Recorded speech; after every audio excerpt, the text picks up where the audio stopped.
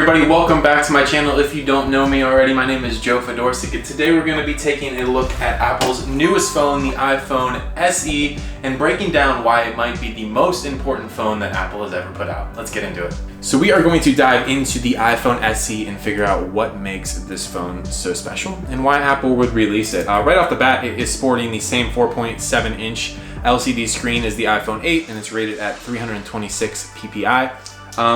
A lot of the things are very similar compared to the iPhone 8 with this phone, but that's a good thing. You know, I miss that size of a phone. It's getting too big personally for me. In addition, they have changed the chip inside of it. It has the A13 Bionic chip that is in the current iPhone, the newest generation of iPhone, the iPhone 11, as well as that it supports wireless charging, and they've made some changes to the camera features in regards to portrait mode and things like that. But the biggest thing that is going to draw people to this phone is the price point, hands down. This is the first time that Apple users will be able to get their hands on an Apple phone for $399.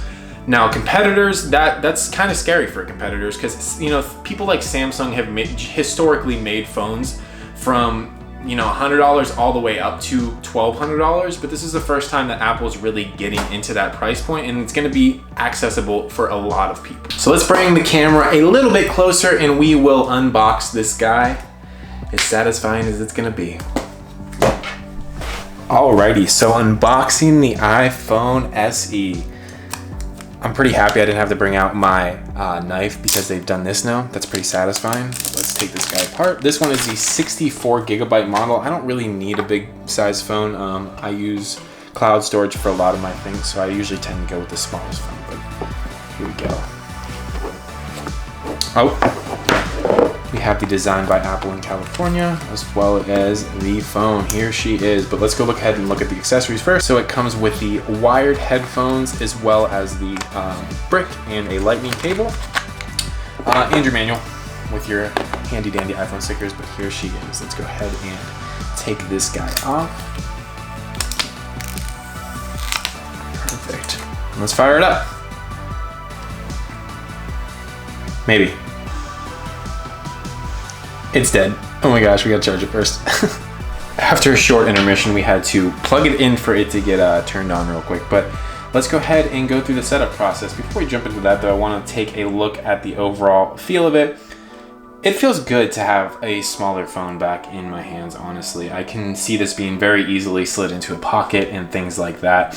But first and foremost, we are greeted with the awesome iPhone setup screen. So I'm gonna go ahead and run through this setup real quick so we can get to the home screen and just have the overall feel for it, maybe mess around with the camera a little bit.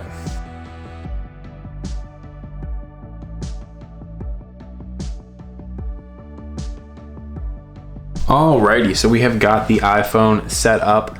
Looking at the phone, very similar feel. The cool thing about it, it does have the True Tone display, which I really enjoy.